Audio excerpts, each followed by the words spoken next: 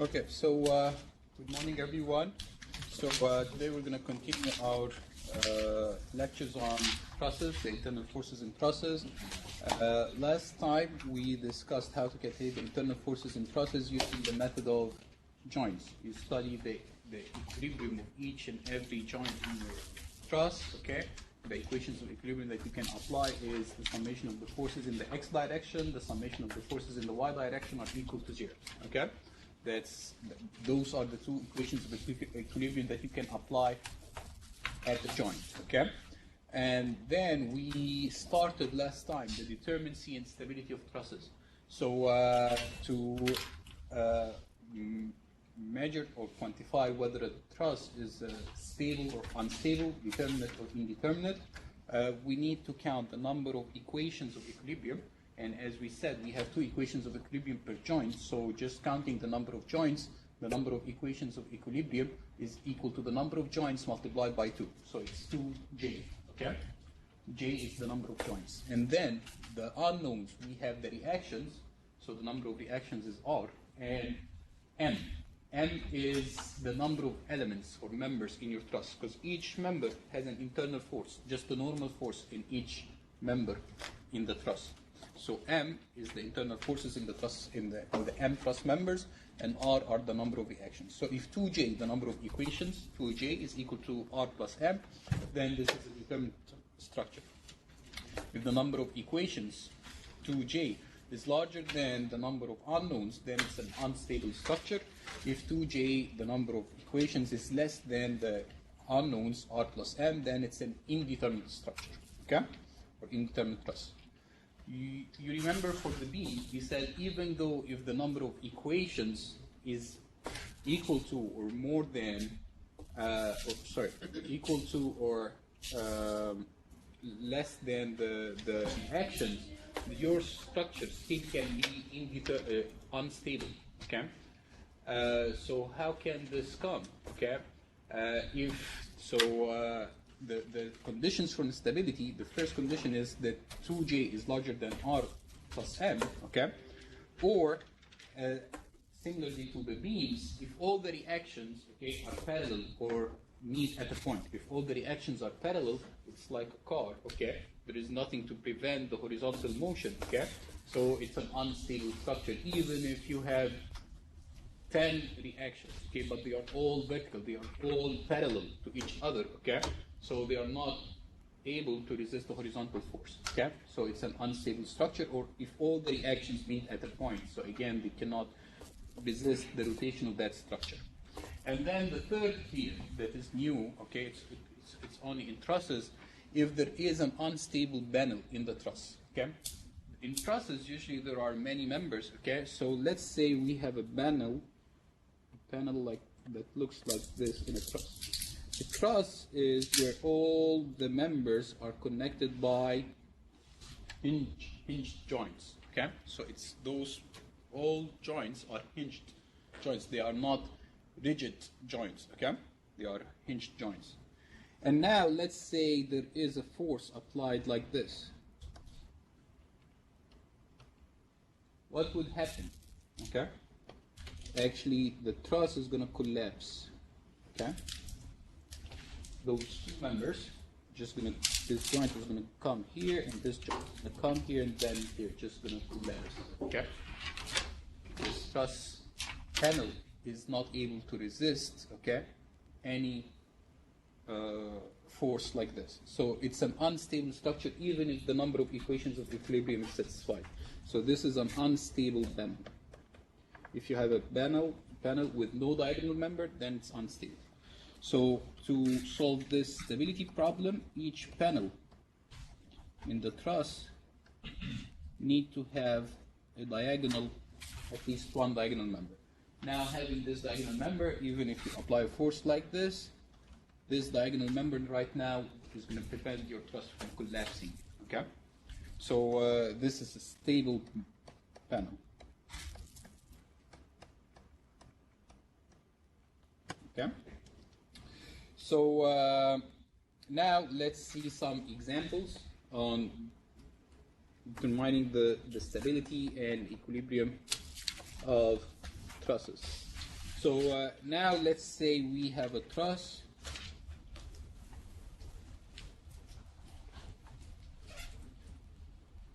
that looks like this.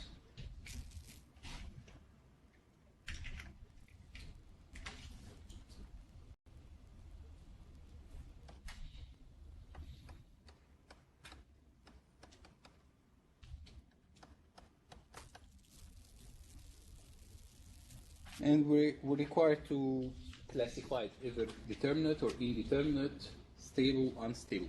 Okay? So to do this, we need to count 3 numbers.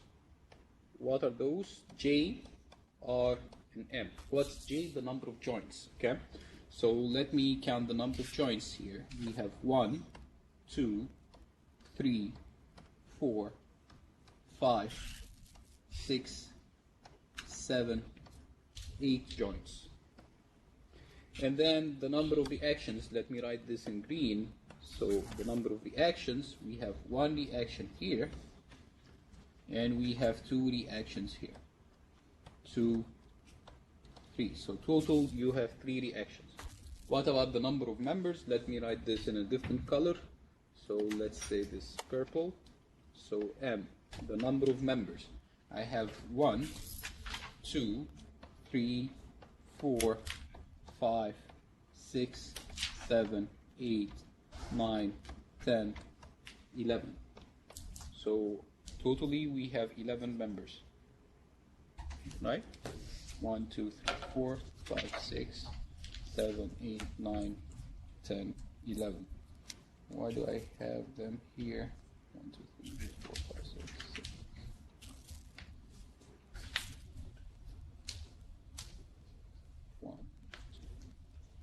Yeah, I didn't count the ones in the middle over here. So that's 11, 12, and 13 here. Okay? So totally those are 13 members. So now, according to the equation, how the number of equations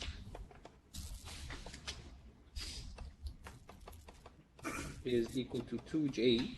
So it's 2 times 8, so we have 16 equations. What about the number of unknowns? The number of unknowns is equal to m plus r. So m is 13 plus r is 3, so we have 16 equations and 16 unknowns.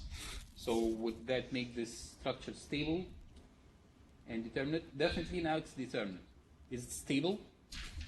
According to this condition, yes, it's stable, but there are 2 other conditions that we have to check. Are all the reactions parallel or meeting at a point? Are all the reactions parallel? Where are the reactions? You have 3 reactions. This one over here, and those 2.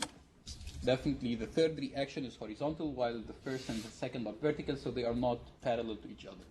Do they meet at a point, all 3 reactions? They don't meet at a point, all 3 reactions. 2 and 3 meet at this point, while 1 doesn't meet with them at that point, so definitely they don't meet at a point. So the second condition is not successful. It means it might be stable, still might be stable. What about the third condition? Third condition, if there is an unstable panel in this truss, is there an unstable panel in this truss? Yes, this is an unstable panel. Why? Because it doesn't have a diagonal member. So even though the number of equations is equal to the number of reactions, even though all the reactions doesn't meet at a point, okay, or parallel to each other, still this truss is unstable. Unstable truss because of the unstable panel, not because of the number of equations or anything. Okay? Let's go ahead and solve more examples here.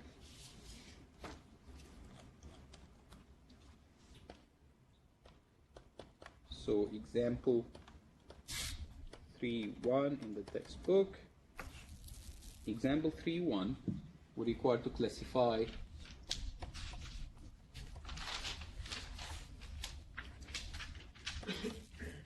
following trusses. What do I mean by classify them? Just mention whether they are determinate or indeterminate, stable or unstable. So the first truss that we have here that we need to classify looks like this.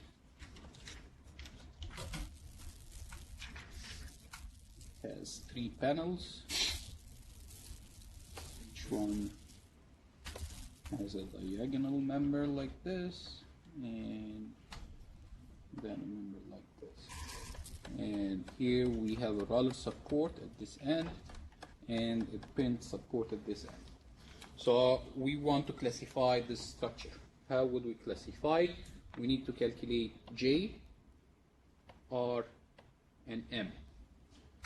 So J, the number of joints.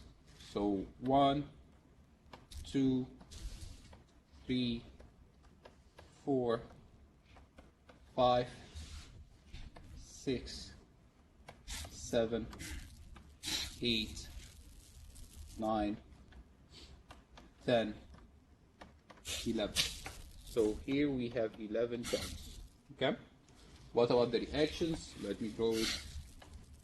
So here we have 1 reaction and 2 reactions here. So totally we have 3 reactions. So R, the number of reactions, is 3. What about M, the number of members? It's 1, 2, 3, 4, 5, 6, 7, 8, 9, 10, 11, 12, 13, 14, 15, 16, 17, 18, 19 members. So here we have 19 members. Okay? So now let's check the equations. 2J, it's 2 times 11, so we have 22 equations. What about the unknowns? The unknowns are M plus R. M is 19 plus R is 3, so that's 22 unknowns. So that means it might be stable, okay, and determined. We need to check the other 2 conditions for stability. Are all the reactions parallel or meeting at a point? No, then it still might be stable. Do we have any unstable panel over here? Panel with no diagonal member? No, we don't. Then this structure is stable and determined.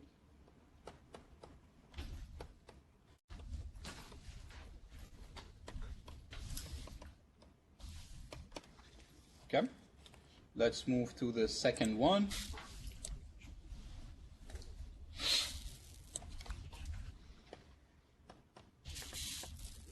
We have a truss that looks like this. Here we have a support, a pin support, and then 1, 2, 3, number like this, number like this, like this. Okay.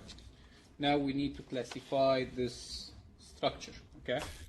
To do this, we need to count M, R, and J.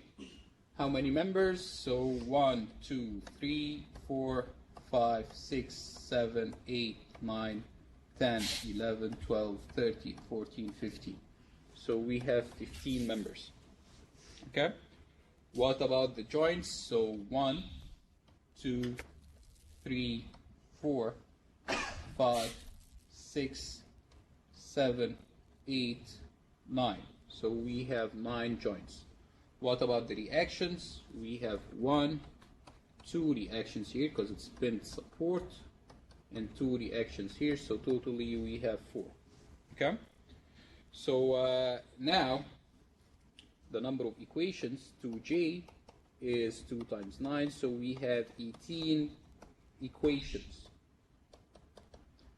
What about the unknowns? The unknowns are M plus R, So M is 15 plus R is 4, so we have 19 unknowns. So would that make it stable or not? Yes, that make it stable. Let's check the other two conditions for stability. Do all the reactions meet at a point or parallel to each other? No. Is there any panel that doesn't have a diagonal member? No. So it's stable. What about the determinacy? So this structure is stable. What about the determinacy? Is it determinate or indeterminate? Can you calculate the internal forces? Can you calculate the reactions? How many equations you have? You have 18 equations. And using those 18 equations, you need to calculate the 19 unknowns. Would you be able to do this?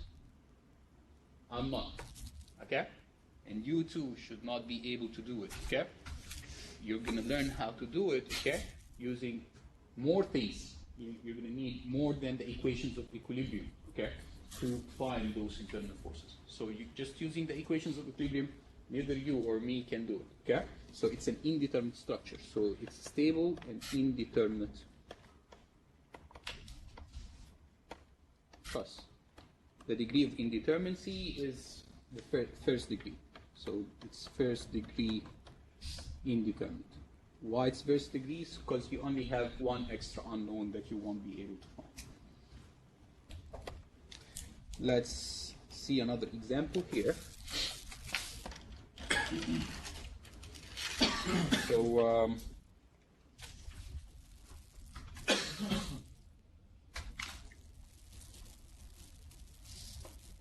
we have a truss that looks like this, and then another 3 members inside here, and then member here, a member here, and a member here. Okay, and there are supports, pin support here, and the roller support here.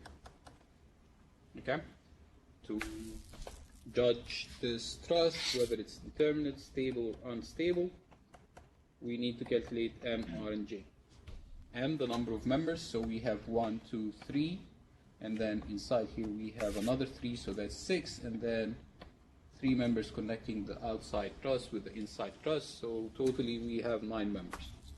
The reactions, we have 2 reactions here at the pin support, and 1 reaction here at the roller support, so we have 3 reactions. J, the number of joints, so we have 1, 2, 3 joints at the outside truss and 3 joints at the inside truss, so 6. So how many equations do we have? The equations are 2J, so 2 times 6, so that's 12 equations. How many unknowns? The unknowns are M plus R. M is 9. The number of reactions are 3, so we have 12 unknowns. So they are equal to each other. 2J is equal to M plus R.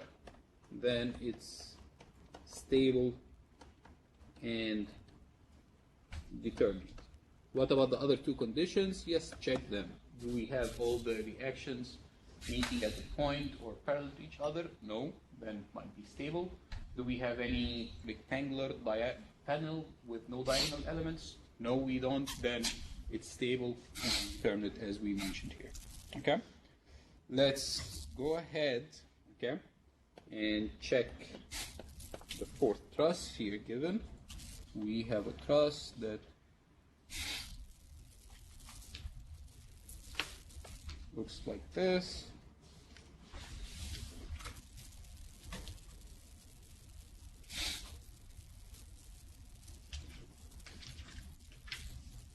And support and roller support here, and we require to classify this truss. Again, we need to find M, R, and J. How many members? So 1, 2, 3, 4, 5, 6, 7, 8, and 4 inside, so that's 12 members. Okay? What about the reactions? We have 1 reaction here at the roller support and 2 reactions at the pin support, so totally we have 3 reactions. What about J, the number of joints? We have 1, 2, and then 3, 4, 5, 6, 7, 8. So we have 8 joints. So the number of equations to J, we have 16 equations. What about the unknowns? We have M plus R unknowns. M is 12 and R is 3, so we have 15 unknowns.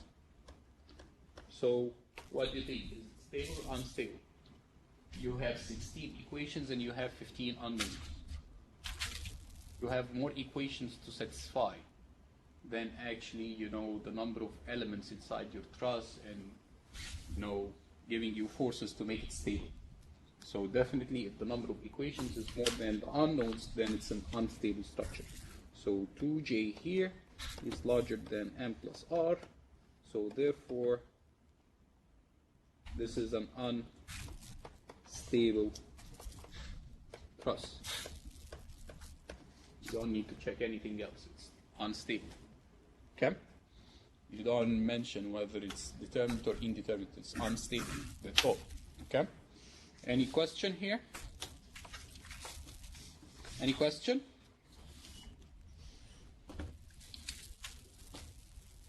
Okay, so I was expecting some of you to maybe have just one question here, okay?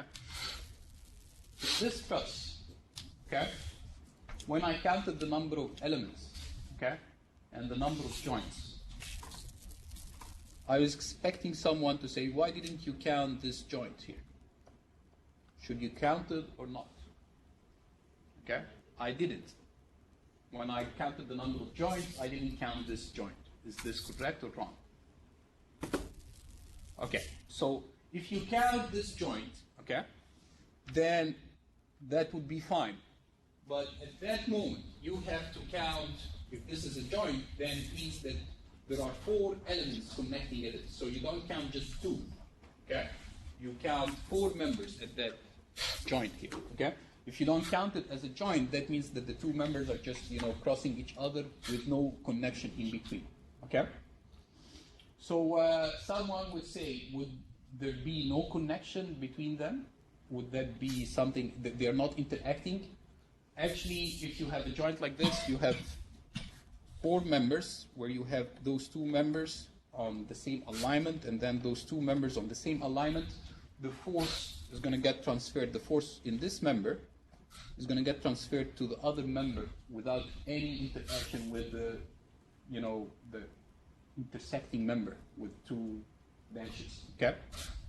Why is that? Because if you apply the equations of equilibrium, if you say this is the x direction and this is the y direction, so applying the equations of equilibrium in the x direction, you will find that this force over here will just get transferred over here without any interaction with those crossing members. And the same for the other member. So you can just assume that, there is no joint here. Because even if they are joined together, there will be no interaction between them. Okay? From the equations of equilibrium. Just applying the equations of equilibrium, we will get that there is no interaction between those 2 members. So you either count the joint and then say that there are actually 4 members, or you don't count the joint and just say that there are 2 members on it. Okay? Any question? So here there is no interaction at the joint. Okay? So it's everywhere. Here, even for example, in this example, we didn't count this joint. And we considered those members are just 1 and 2 members. Okay?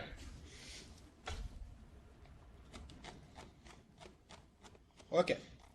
Now let's go through some,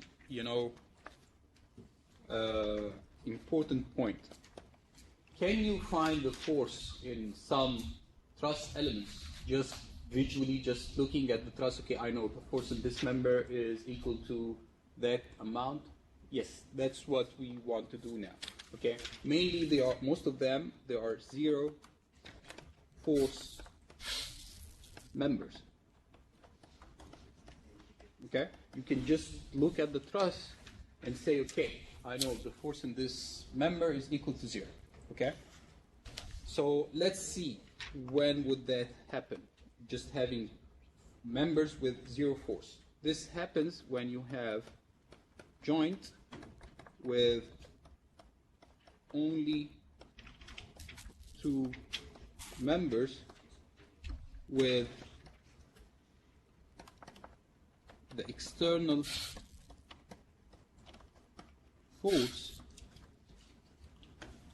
aligned with one of them.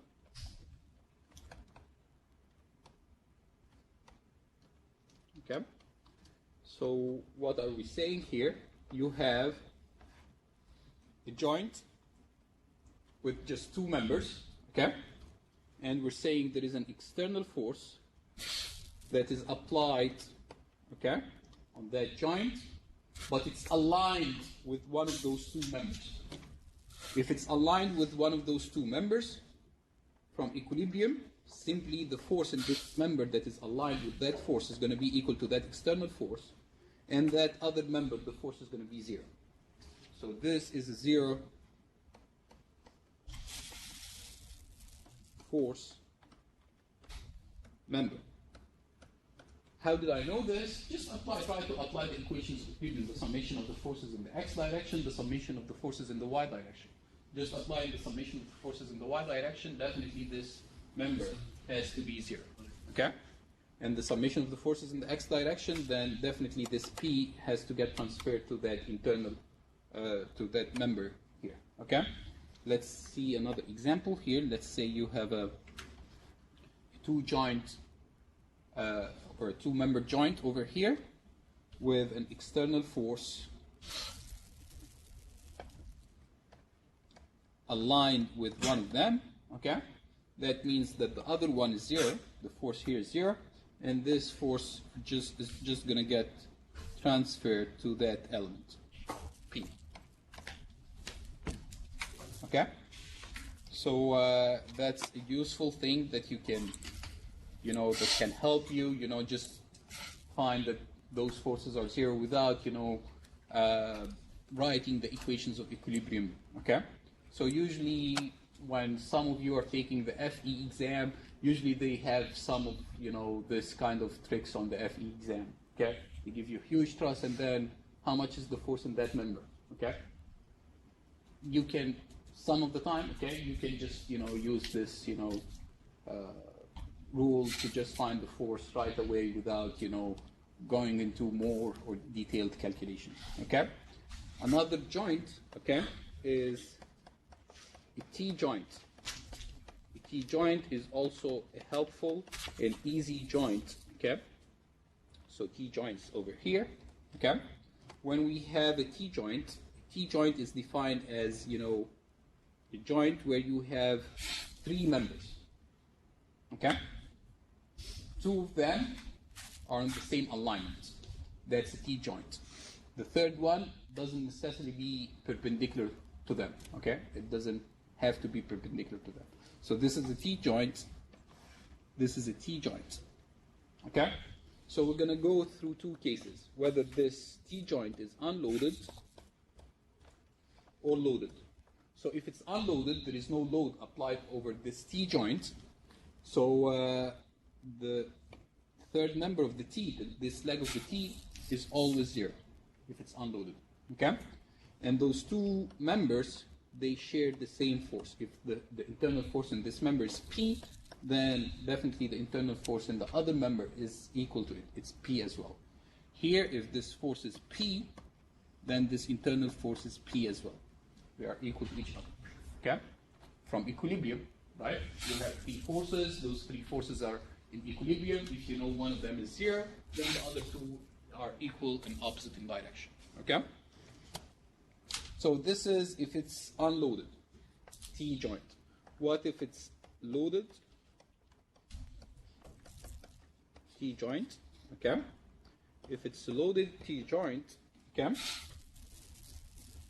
Let's say like this, okay? It's loaded in the direction of this member. There is an external load, P here. So this force are going to get transferred to this member right away. It's going to be equal to P, okay? And the other two members are going to be equal in magnitude as well. So this one, okay, is going to be equal to this one. Let's call this P2 and P2. They are going to be equal, okay? So this is when you have a T-joint, okay? It's helpful here, okay?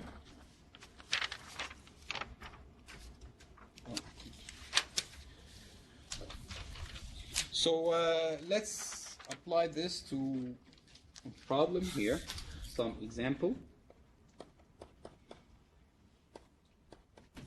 So in example 3.4, we're required to find the members with no forces. So we're given a truss here that looks like this.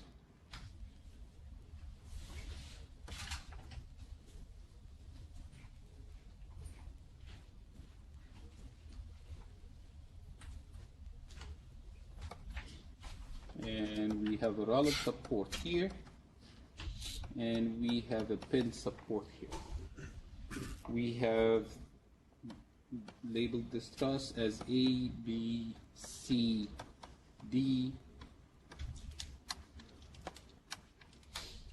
E, F, G, H, okay? So here we have an external force, just one single external force here at joint E. It's equal to P, okay? So now, if we're required to find the internal forces in those truss elements, can we just find some of them just visually before we start? Yes, let's start this. We said if we have a two-member joint, okay, and there is load in the direction of one of them, then this load is going to go to that member right away, and the other one is going to be zero, right? This is what we mentioned over here. Joint with two members, the external force aligned with one of them. This external force is going to go to the aligned member, and the other one is going to be zero, right? So let's apply this here. Do we have any two-member joints in this truss? Any two-member joints? G. Okay. G is a two-member joint. Any other two-member joints? No. A, there are three members. A. H is three-member. It's a T-joint. It's not a two-member joint. D.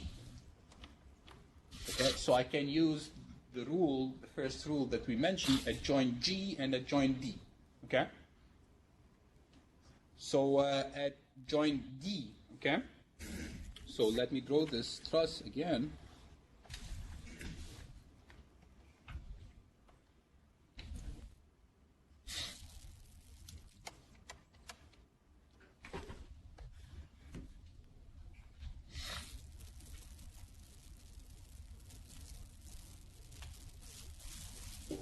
So here at joint D, we have two joints. So is there any external force applied to that joint? No. If there was, it would just go to one of the aligned members. So there is an external force that is equal to zero, so it's going to go to this member here. So it's zero. And the other one is zero. So those two joints are zero element members. Those two members are zero force. Okay, they have zero force in there. So this is a joint D. So here, this is what we did at joint D, it's a two-member joint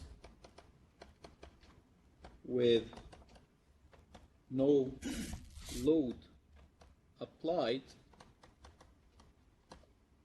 Therefore, FED is equal to FCD is equal to 0. Both of them are equal to 0. Okay? And then let's do the same, okay, at joint G. So at joint G, what do we have at joint G? Okay, it's a two-member joint, okay?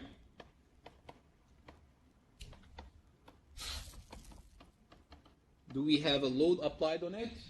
Yes, there is the reaction.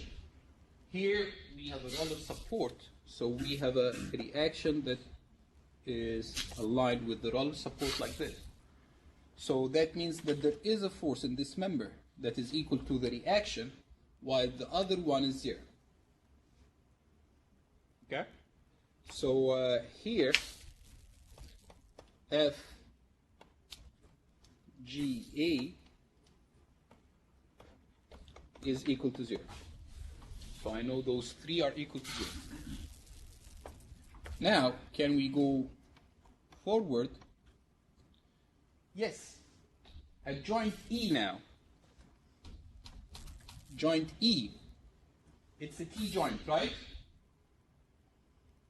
So you can simply say it's a T joint, okay? So since this one is 0, then this is 0 as well.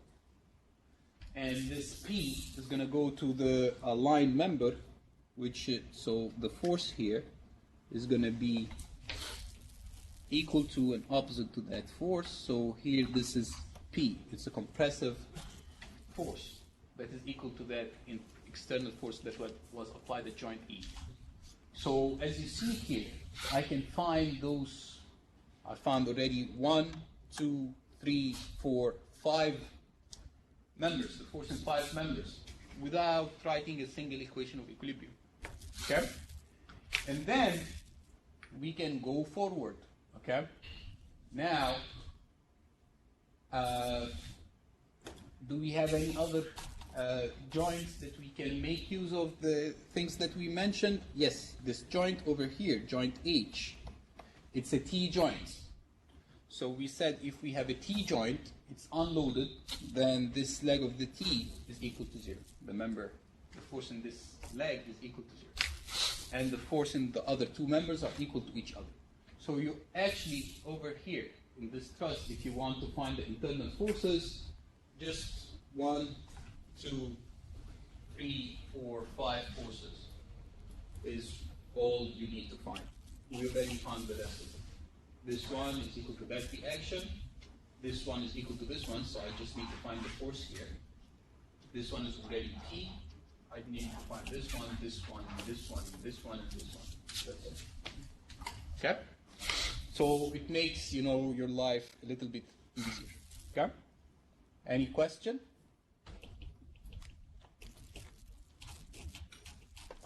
Okay. Now let's go forward, okay? The other method that we have, we said, when we started the truss, okay, we said we have two methods, okay, to calculate the internal forces in the trusses. The method of joints and the method of sections, okay? We already discussed and solved an example on the method of joints.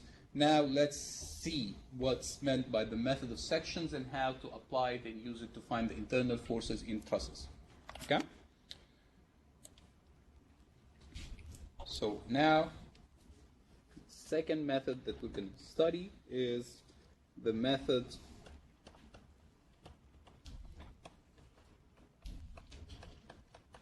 of sections. So in the method of sections, we use or we make use of the equilibrium of our truss or part of it. Okay? So as long as the truss is stable, okay, that is under study, any part of that truss is stable. In the previous method, we just made use of the stability of a joint. We just cut out a joint and we said this joint is stable, and we applied the equations of equilibrium to the joint. Okay? In the method of sections, no, we're not just going to cut a joint, we're going to cut a section, or we're going to cut the truss by a section, okay, into two parts, okay, and study the equilibrium of each of those parts, okay? So just two large parts, okay? So in the method of sections, we're going to divide the truss into two sections and find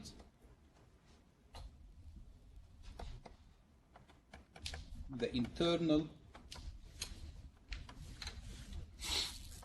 forces at the section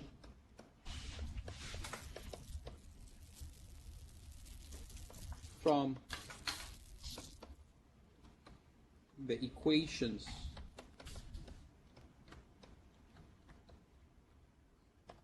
of equilibrium.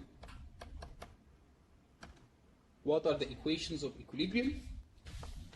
The summation of the forces in that section is equal to 0 in the x direction, and the summation of the forces in that section in the y direction is equal to 0, and the summation of the moments about any point must be equal to 0. Okay? So let's apply this method now on an example and see how we're going to apply it and find the internal forces in the truss members using this method of sections. So here we have example 3.5. So in example 3.5,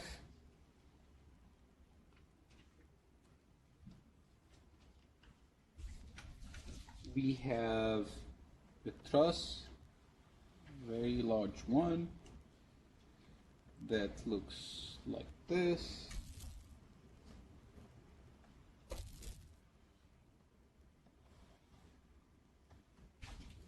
Then 1, 2, 3.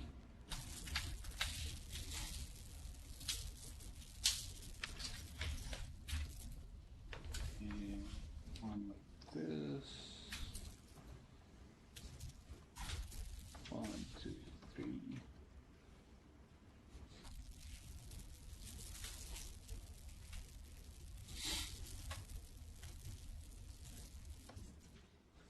And the roller support here, and the pin support here.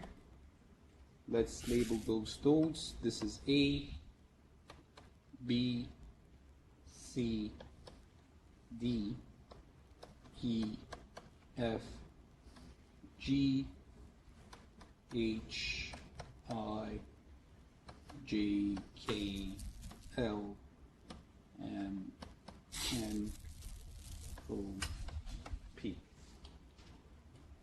The distances over here, each of those distances are equal magnitude to 3 feet.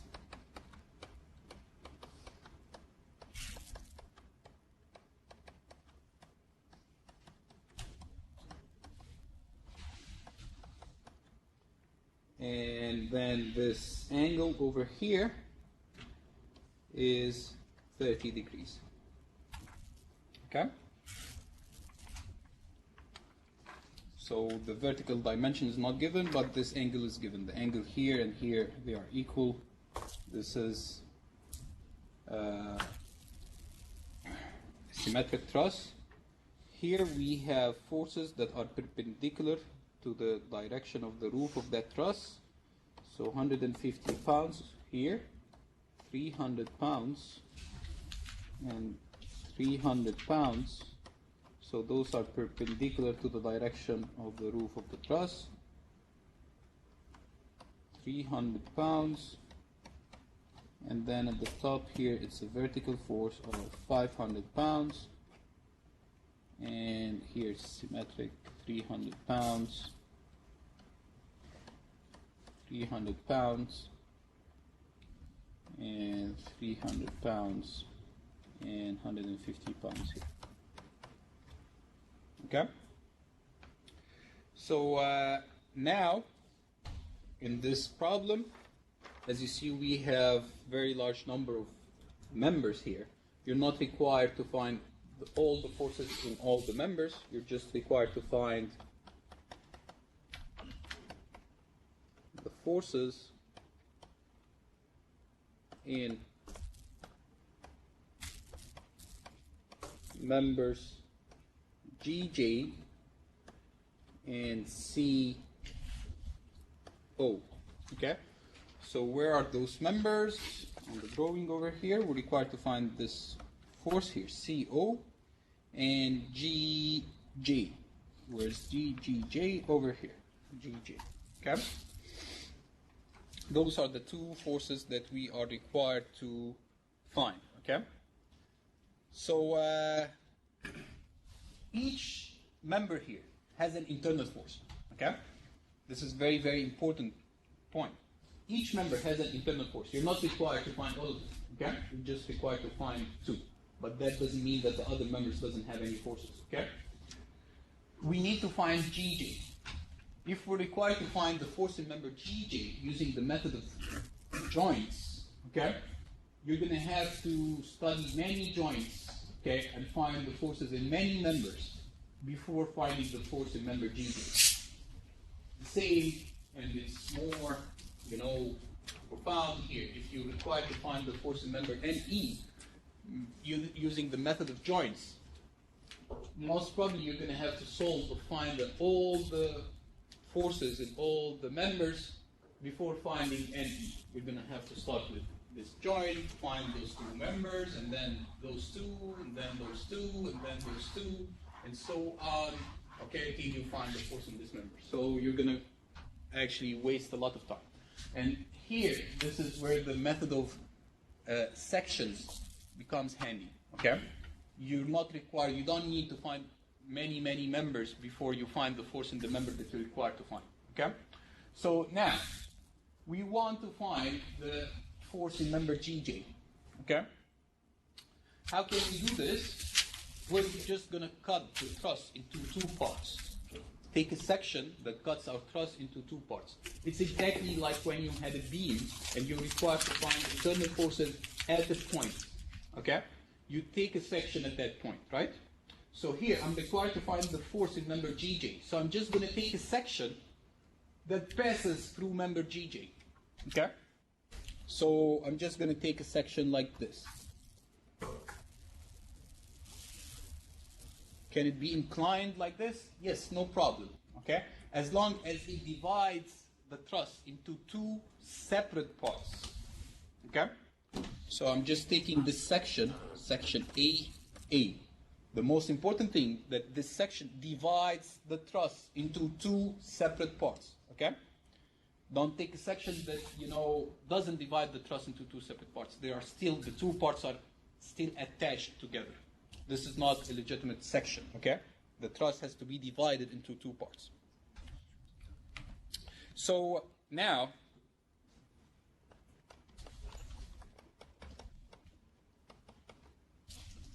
to find the force in member GJ, we're going to take section AA. Okay? So now there are also some reactions. Those reactions over here, you can calculate them. I'm not going to waste your time calculating them. They are 1159.3 pounds. And this reaction is equal with AY here is 1159.3 pounds. The horizontal reaction here is equal to 0. So I x is equal to 0. Now we took this section, section AA. Section AA divides the truss into two parts. We're just going to apply the equations of equilibrium to any part of those, to any of those two sections, the two parts of the section. Which one would you like to study? The right part of the section or the left part of the section? The right, definitely the right, because it's easier, it has less forces, okay? So now taking this section, okay, let's draw the right part of the section. So at the right part of the section, it looks like this. This is section AA that we took, and this is the right part of the section. Let's draw the free body diagram for this part.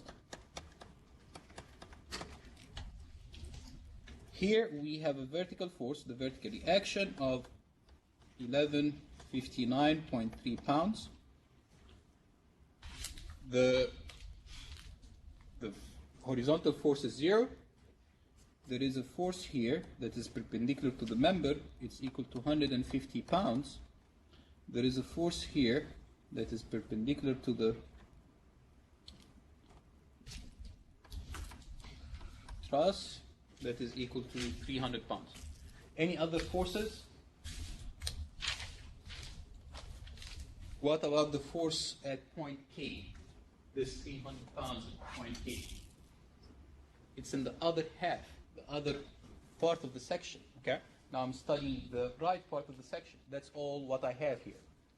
But this section, okay, went or cut through three members. It cut member KJ, it cut member GJ, and it cut member GH, right? Each of those members has an internal force, right? How many internal forces in each of those members? Just one. Each member has those, this is a truss, so each member only have a normal force in it, right? So you know that now I cut those three members, I'm going to see the internal forces in them, okay? So I'm just going to assume that all the internal forces are tension. So there is an internal force here, there is an internal force here, and there is an internal force here, okay? This is the tensile direction. And those are called, this is F, here this is F, KJ, this is F, GJ, this is F, GH. Now, this section is in equilibrium, okay? What does this mean? That all those forces that we do, how many forces we have here? How many forces do we have here? 6, a total of 6 forces. Those 6 forces are in equilibrium. That means that the summation of those 6 forces in the x direction is equal to 0. The summation of those 6 forces in the y direction is equal to 0. And the moment of those 6 forces about any point is equal to 0. Okay? So which equation would you like to use? So the question is, why are you taking this section? Why are you applying the equations of equilibrium? Because you want to find the force FGJ. You want to find this one over here. This is what we're looking for. I don't want to know how much is FKJ. I don't want to know how much is FGH, although they exist, but I'm not interested in knowing how much they are. Okay? So which equation of equilibrium would just give me this force, FGJ, right away? There are 3 unknowns, right? FKJ is unknown, FGJ is unknown, FGH is unknown. I want to eliminate FKJ and FGH. How can you eliminate them from your equation of equilibrium? Take a moment about the point where both of those 2 unknowns that you're not interested in just meet. Okay? So where is that point where they meet? I'm not interested in this one, okay? And I'm not interested in FGH as well. So they meet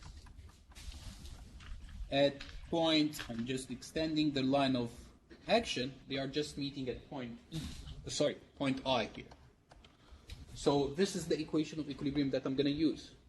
The summation of the moments about point I is equal to 0. The summation of the moments of what? Of all those 6 forces. Right now, what I did is I eliminated how many forces of them. We had 6 forces. How many of them is eliminated now? 4. FKG is not going to have a moment about point I. FGH is not going to have a moment about point I. The 150 pounds is not going to have a moment about point I.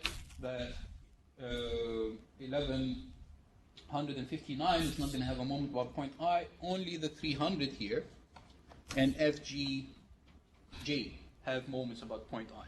The summation of those 2 moments about point I is equal to 0. Okay? So now, to find the moment of each of those points, this is 90 degrees. Okay?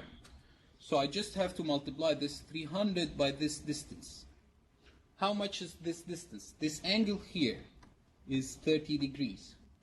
This distance over here was 3 feet. This angle is 90 degrees. Okay? So how much is cosine 30? Okay?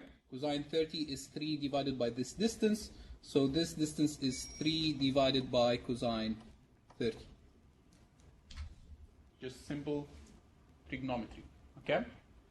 So now taking those moments, we have 30. Sorry, this force is 300 multiplied by this distance, which is 3 divided by cosine 30. Okay? 3 divided by cosine 30 is equal to 3.464 feet. Okay? This is rotating in a counterclockwise direction. So let's say rotating counterclockwise is positive. And then we have FGJ, right? So plus FGJ multiplied by its distance to point I. Where is that distance? The distance that is perpendicular to that force. Okay? That's going to be tough to find. Okay? That's going to be tough to find. So actually you need to draw a line that is perpendicular to that force. So you just extend this force and find the distance perpendicular to that force. Okay? So it's going to be a little bit, tough. So can we go around it? Okay? Yes. How I'm going to go around it is FGJ is an inclined force. Okay? So what I'm going to do is I'm just going to extend it. It's a force. It has a line of action, right? So this is the line of action of that force. Okay? And then at this point, I'm just going to analyze this force into 2 components. Okay? So if this angle, how much was this angle here? Okay? This angle over here, as you see, this is 30 degrees, then this is 30 degrees as well. So this angle over here is 30, so this angle here is 30 degrees. Okay? So here we have FGJ cosine 30. And this vertical one is FGJ sine 30. What are those 2 green forces? They're just the 2 components of FGJ. Okay? So I just removed FGJ and had those 2 components instead of it. Okay? So now, taking the moment, instead of taking the moment of FGJ, I'm just going to take the moment of the 2 components of FGJ. How much is the moment of the horizontal component, FGJ cosine 30, about point I? 0. Okay? This force is just passing through point I, it doesn't have any moment. What about FGJ sine 30? How much is the distance, this distance? It's 6 feet.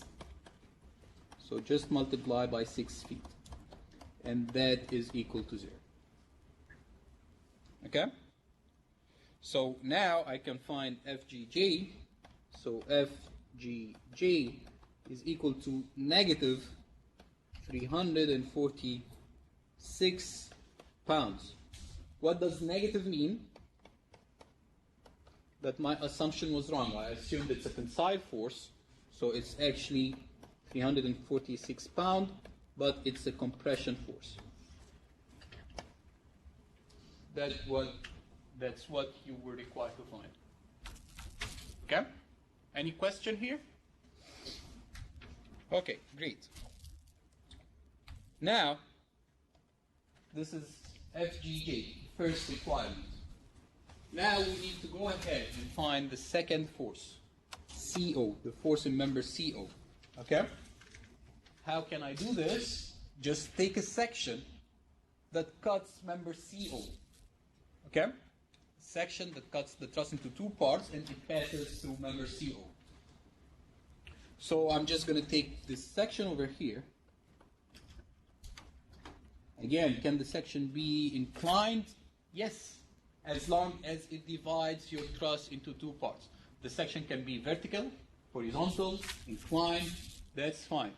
Okay? So now I'm going to take this section, B.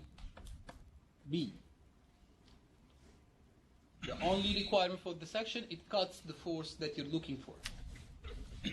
And it cuts the truss into two separate parts. So now, taking this section, I'm just going to study the left part or the right part of that section. Which one would you prefer? The left is easier, okay? It has less amount of forces that I have to consider, okay? So I'm just going to take that section, okay? So, to find the force in member CO, take section BB. Okay? So how does this section look like? Looks like this.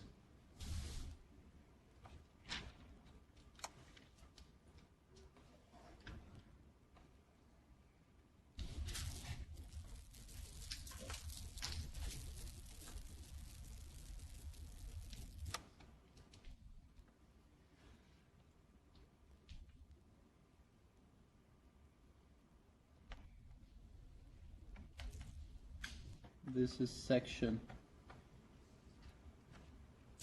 B. Okay? So now, let's draw the free body diagram of that section. What are the forces that we have here?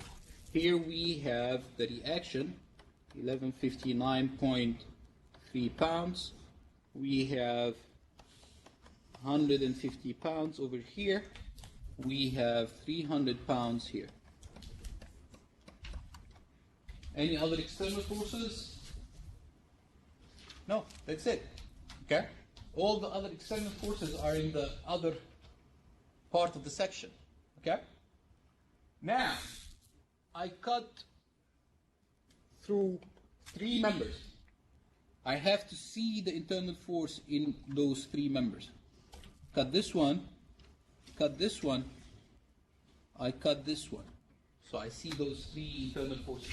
What about, this is very, very important thing that I always see, on the test. Some students, they just show the internal force in this member. You didn't cut this member. You don't see the internal force in it. You don't feel it, okay? You just cut those three elements, okay? You only see the internal force in them. That doesn't mean that there is no internal force here. There is an internal force here. But actually, if you don't cut it, there are two internal forces that are in equilibrium, one pushing to the left and one pushing to the right. So they just cancel each other. Okay? So you only see the internal force, or you feel the internal force in the member, okay, in your equations of equilibrium, only if you cut it.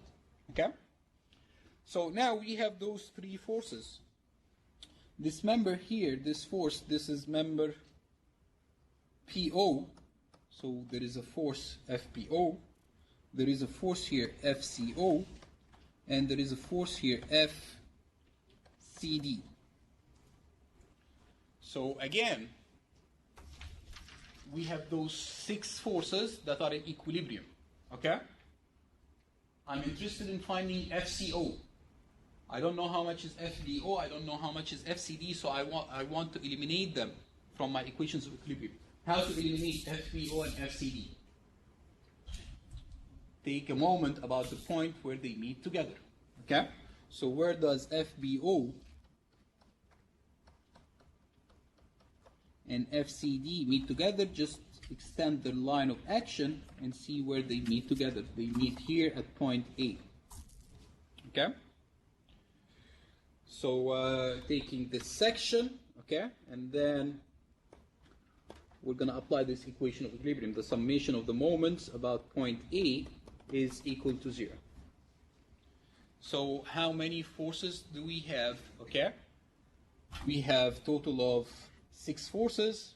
This one cancels, and this one cancels, and those FBO and FCD cancel. So we only have 300 and FCO.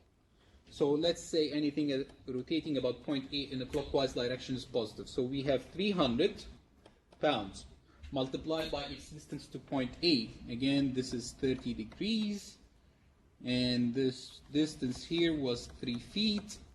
So that distance is 3 feet divided by cosine 30. So that is equal to 3.46 feet. So 300 multiplied by its distance, which is 3.46 feet. And then we have FCO. It's a vertical force. It's rotating in a counterclockwise, so that's negative. FCO multiplied by its distance to point A. How much is the distance from FCO to point A? 6 feet. So 6 feet. That is equal to 0. So therefore, FCO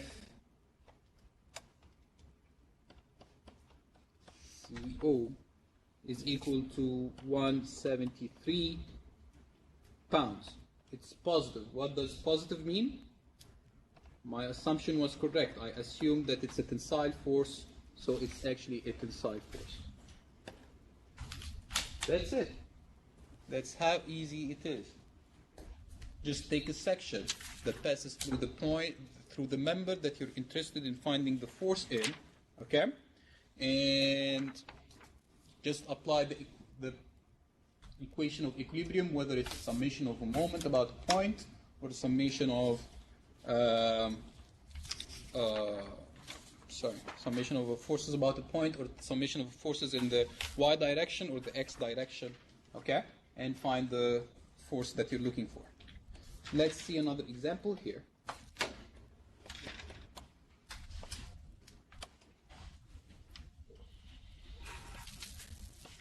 So example 3.6 in the textbook, we have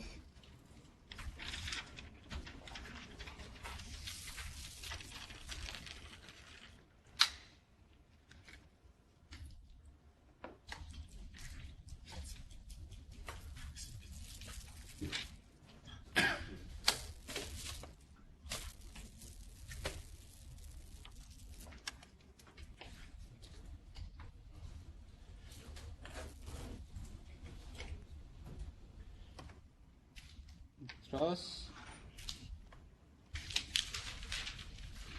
that looks like this.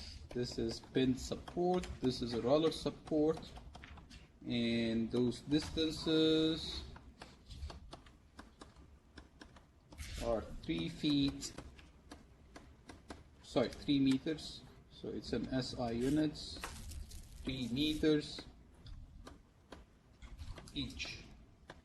And then this height over here, this is 3 meters, and then this height is 1.5 meters. Let's label the joints here. This is A, B, C, D, E, F, G, H. The loads that are applied on this truss, we have 6 kilonewtons here, 8 kilonewtons here, 2 kilonewtons at point D, and that's it. Those are the only 3 forces that we have here. So in this problem, we're required to find the forces in members. Find the forces in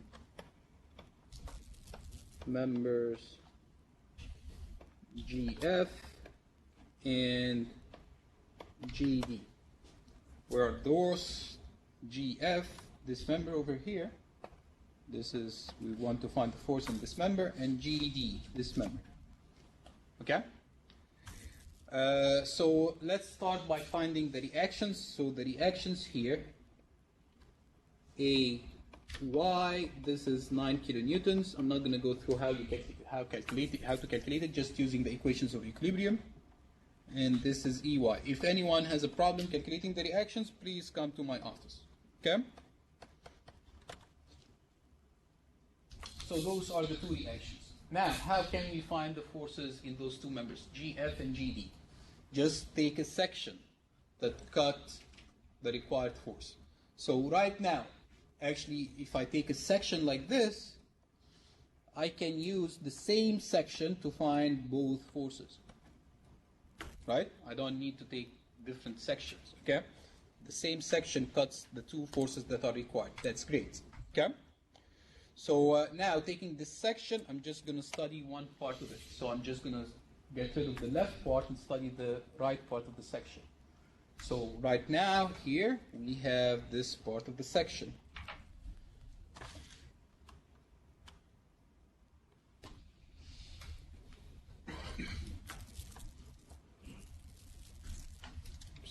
It's a vertical one. It's like this.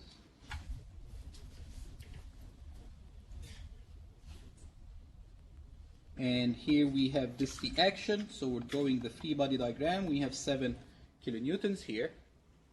This is the section that we took. This is section AA. So for section AA, here we have this force. We have 2 kilonewtons going down. Okay? And here we have those forces. We have a force here. That's FGF. And we have a force here.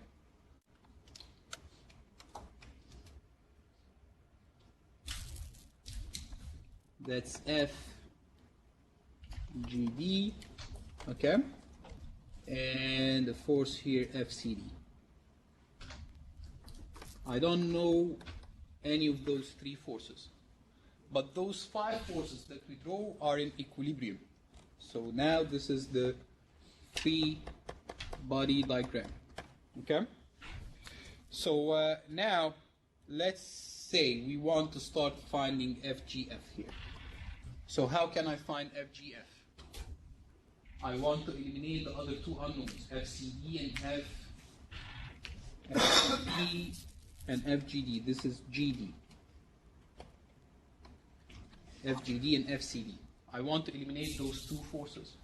So I just take moment about the point where they interact or intersect, together. So that's joint D. So take moment and D is equal to 0. Okay? So taking moment about point D, I actually eliminated 3 forces, FGD and FCD and the 2 kilonewtons. Now, taking moment, let's say anything rotating in a counterclockwise is positive. So we have the 7 kilonewtons multiplied by its distance here, which is 3 meters. That's rotating in a counterclockwise, so that's positive.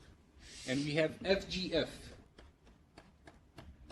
But I have to multiply FGF by its distance to point D. What's the distance to point D? It's an inclined force. So you need to find the distance perpendicular to FGF. You can either find the distance perpendicular to FGF or analyze FGF into two components. FGF, let's say this angle here is theta, so this is going to be FGF sine theta, and FGF cosine theta. Okay? So if you do this analysis, so FGF sine theta doesn't have any moment about point B, you only have FGF cosine theta. Okay? Multiplied by this distance to point D, which is how much?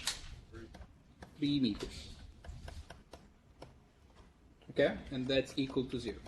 So from this, FGF is going to be equal to 7.83 kilonewtons. Okay, negative. So that means it's 7.83 kilonewtons, but it's compression. How can you find cosine theta? So from this triangle, this is theta. We want to find this angle here. So the horizontal distance is 3, and the vertical distance is 1.5. So tan theta is equal to 1.5 divided by 3, and you can definitely find cosine theta. So theta is tan minus 1, 1.5 divided by 3. Any question? So you will find that theta is equal to 26.6 degrees. And then next time we're going to continue finding the force in member GD. Okay? Thank you a lot.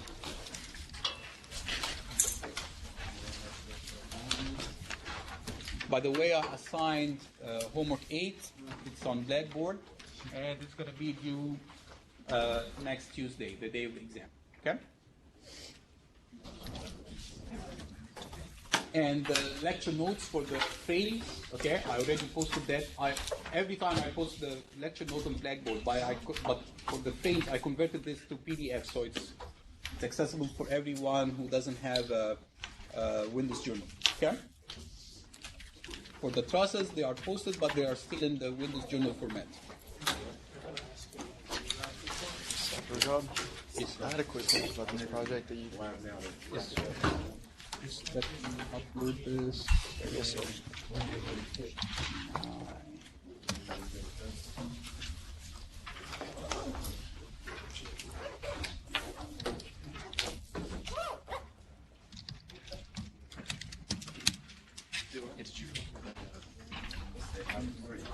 I went in the lab and looked. I looked into one other computer you were working. I looked about three over from that one. I was looking at everything. Yeah, I can't remember. I either. Oh, did you did have?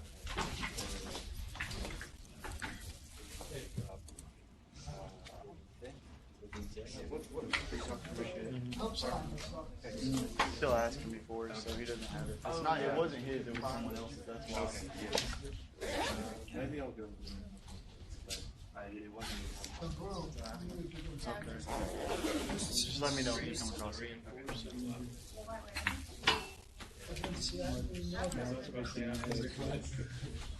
Yeah. Thank you, Lord. I'll never say I've got a number for it.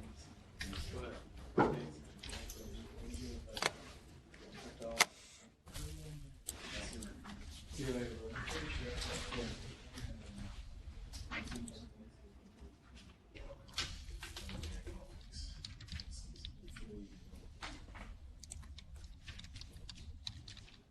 Something to do.